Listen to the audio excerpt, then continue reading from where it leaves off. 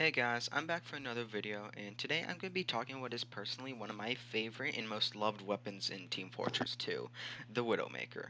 Now this weapon is called the Widowmaker for one main reason. There are going to be many lonely housewives after you're done using this weapon. The Widowmaker is a weapon that rewards good aim from good players or people who just really want to practice their aim. And it is actually a really good weapon to practice your aim with weapons that have spread, such as the scattergun and the shotgun.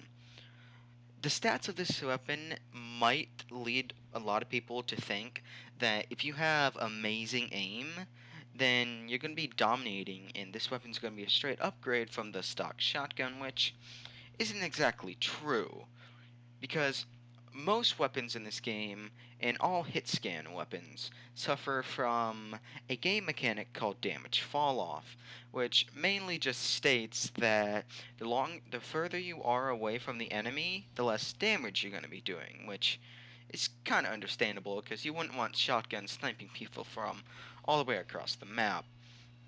But then you also have to think, since it's a spread weapon such as shotguns and scatterguns, less pellets are going to be hitting, so once you hit those medium to long ranges, you're going to realize that quickly your ammo to damage is going to be quickly trading off, which for me is personally sad because I have a strange professional kill streak version of this item, and I love this, so any buff to the Widowmaker I love.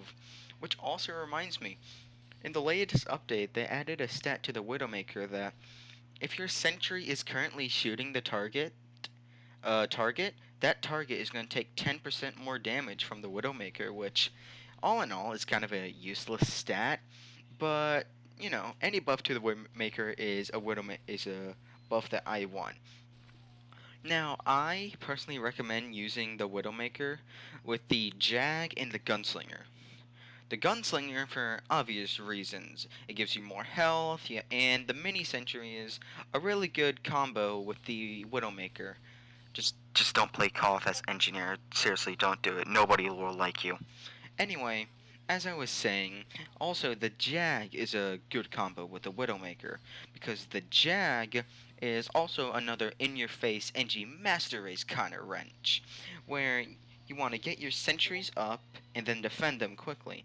And offense is where the Widowmaker really shines, because you're going to have a lot more enemies in your face to take advantage of that damage to metal trade-off, which is a really good stat in my opinion.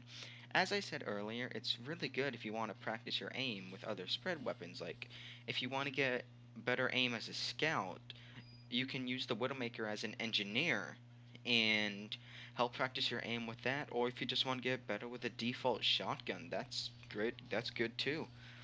The Widowmaker, in my opinion, is a good weapon all around, and it's a really good idea. I love weapons that reward players for doing good, except for the Islander, because I hate that weapon.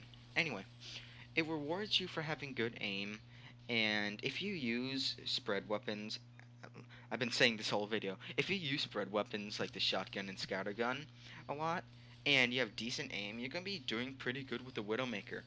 There are some people out there who have that godlike aim that will just destroy everybody, but personally, I'm not one of those. I probably never will be. But those people who use the Widowmaker, they're practically unstoppable because they never have to reload, and they can place down a sentry, still have enough metal left to shoot you with, and then basically just get their metal back. The great thing about this weapon is if you can take advantage of the damage to metal trade-off stat, then basically you can get more metal than what you're spending.